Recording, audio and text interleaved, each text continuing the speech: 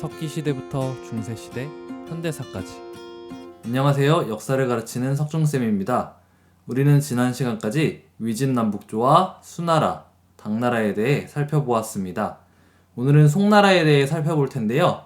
송나라는 10세기 후반부터 13세기 후반까지 중국 대륙을 다스렸고요. 그렇지만 중국 대륙을 전부 다스리지는 못했습니다. 송나라와 함께 중국 대륙을 다스렸던 나라들에 대해서는 다음 시간에 우리가 살펴볼 예정입니다. 송나라가 중국 대륙을 다스리던 당시에 우리나라에는 고려가 있었습니다. 송나라는 황제 독재 체제를 강화했고요. 문치주의에 입각해서 국가를 운영했다라고 하는데요. 황제 독재 체제 강화와 관련해서는 황제에 대항할 만한 세력을 이제 약화시키고자 했다. 그것을 목표로 이제 여러 가지 정책들을 세우고 또 국가를 운영했다라고 합니다. 왜 그랬느냐? 당나라 말기에 이제 국가가 굉장히 혼란해지면서 또 송나라와 당나라 사이에 5대 10국이라는 중국의 혼란기가 잠시 있습니다. 이 시기를 거치며 황제의 권위가 많이 약해졌어요. 이제 송나라는 나라를 세운 이후에 그 떨어진 황제의 권위를 다시 세우고자 했습니다. 이를 위해서 재산권을 약화시키고 금군을 강화하고 황제에 직속시켰으며 과거제의 전시를 도입했습니다. 각각에 대해 살펴볼 텐데요. 먼저 재산권을 약화시킨 것은 무엇이냐? 신하 한 사람이 갖게 되는 권한을 약화시킨 것입니다. 특별히 재상은 신하들 중에서도 가장 높은 사람이라는 거 여러분도 알고 있죠? 그 재상의 힘을 약화시키고 신하들끼리 서로 견제하게 함으로써 이제 상대적으로 황제의 힘이 강화될 수 있도록 하였습니다. 그리고 금군을 강화하고 황제에 직속시켰다라는 것은 무엇이냐면 이제 당나라 후기 이후에 혼란한 틈을 타 절도사 세력이 힘을 키웠다라고 했죠. 이 절도사들은 군사력을 가지고 지방을 지배했습니다. 그렇기 때문에 황제가 함부로 이들을 제거하는 게 참 쉽지 않았어요. 심지어 송을 세운 조광윤이라는 사람도요, 절도사 출신입니다. 그랬기 때문에 절도사들이 군사력을 가지고 있으면 황제에게 얼마나 큰 위험이 됐는가라는 것을 누구보다 잘 알고 있었던 것 같습니다.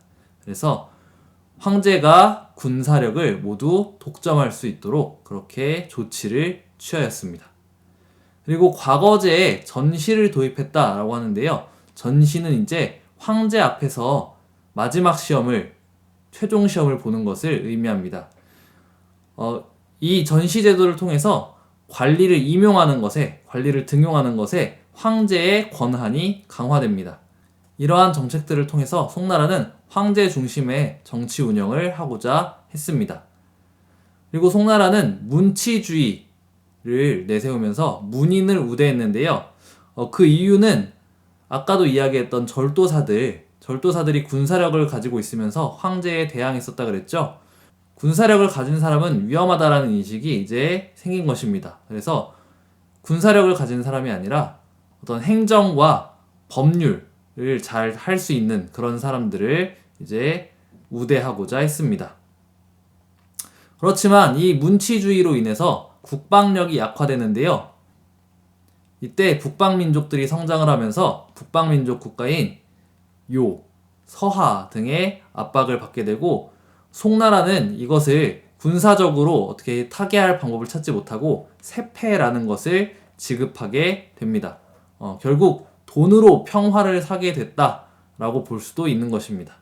이렇게 계속해서 세패를 지급하다 보니까 국가의 재정이 많이 부족해지게 됩니다. 왕안석이라는 사람이 그래서 개혁을 시도합니다. 이것을 왕안석의 신법이라고 합니다. 이 왕안석의 신법은 재정 수입을 확대하고 부국강병을 목표로 한 개혁 정치였는데요. 그렇지만 보수파 관리와 대지주 그리고 대상인층의 반대로 개혁은 실패하고 맙니다.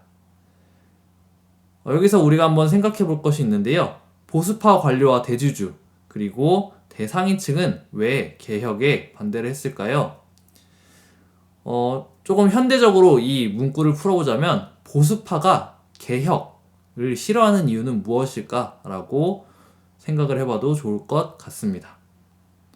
왕안석의 개혁이 실패로 돌아간 이후에 이제 송나라는 북방에서 새롭게 등장하는 북방민족 여진족과 손을 잡고 요 나라를 이제 공격하기 시작합니다. 그런데 송나라는 제대로 싸우지 못하고요. 여진이 세운 금나라가 요를 멸망시키게 됩니다. 요를 멸망시킨 금이 송나라까지 쳐들어오게 되는데요. 이것은 사실 송나라의 잘못도 좀 있습니다. 송나라가 금과 맺었던 약속을 지키지 않았기 때문입니다. 금나라의 침입으로 송나라는 수도를 빼앗기게 되고요. 황제가 납치되기까지 합니다.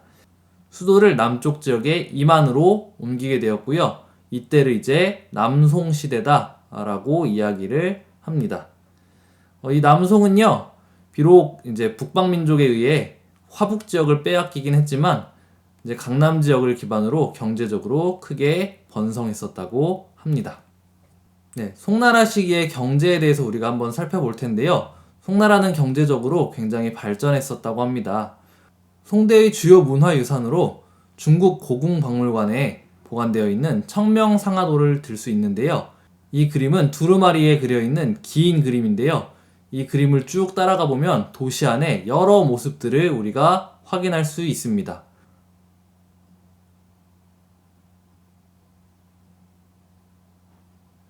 물건을 사고 팔거나 길거리에서 공연을 한다거나 하는 이 시기 도시 사람들의 모습을 우리가 그림을 통해 볼 수가 있습니다. 송나라 때는 수공업이 굉장히 발달했는데요. 석탄이 본격적으로 사용되면서 제철, 자기 등 이제 불을, 높은 화력을 사용해야 하는 기술들이 발달했고요. 그리고 견직업도 발달했다고 합니다. 그리고 상업이 굉장히 발달해서 행, 작이라고 하는 동업조합들이 등장을 했고요. 그 다음에 동전의 제조와 유통이 굉장히 활발했다고 해요. 그래서 송나라의 동전은 동아시아 세계에 유통되기도 했습니다. 그리고 동전뿐만 아니라 지폐도 사용되었습니다. 그리고 해상무역이 굉장히 발달하면서 조선술과 나침반이 발전했고요. 항구에 시박사를 설치해서 무역을 관리했는데 시박사는 당나라가 설치했었던 무역을 담당하던 관청이죠. 그것이 송나라 때도 있었습니다. 무역과 상업이 얼마나 발달했던지 송나라 때는 소비세가 국가 재정의 굉장히 큰 부분을 차지했다고 합니다. 그 다음에 송나라의 사회에 대해서 우리가 살펴본다면 사대부가 성장했다라는 것과 성리학이 등장했다라는 것을 우리가 기억하면 좋을 것 같은데요. 사대부는 유학적 소양을 갖추고 과거제를 통해 관료로 등용된 관료층을 의미합니다. 한나라 때는 호족이, 당나라 때는 귀족이 사회를 주도했다 그랬죠. 송나라 때는 이 사대부들이 사회를 주도했는데요. 이 사대부들이 성장할 수 있었던 배경은 아까 황제 독재 체제를 강화하면서 전시 제도가 실시되었다 그랬죠. 이제 황제의 인사권이 강화되면서 과거의 위상이 높아집니다. 그렇기 때문에 과거제를 통과한 사람들, 사대부들이 이제 사회의 주도적인 역할을 하게 되는 것이죠. 이 사대부들을 통해서 이제 유학이 발달하게 되는데요. 그 중에서 특별히 송나라에 유학하면 성리학이 대표적입니다. 성리학은 송나라의 주희라는 사람에 의해 집대성된 유교인데요. 이 성리학은 우주의 원리와 인간의 본성을 탐구하고자 했습니다. 이러한 성리학의 발달에는 불교, 도교 등 다양한 사상이 영향을 미쳤다라고 이야기를 합니다. 이 성리학은 특별히 상하의 구별을 정당화하는 대의명분론이라는 것과 화이론을 굉장히 중시했다는데요. 화이론이라는 것은 화, 중화, 중국인과 이, 오랑캐, 북방민족을 서로 구별하는 그런 논리였습니다. 질문입니다. 성리학이 화이론을 중시한 이유는 무엇이었을까요? 이 시기에 송나라의 상황과 연관지어 생각해 본다면 여러분들이 추측해 볼 수 있을 것 같습니다. 마지막으로 송나라의 문화와 과학기술에 대해 살펴보도록 하겠습니다.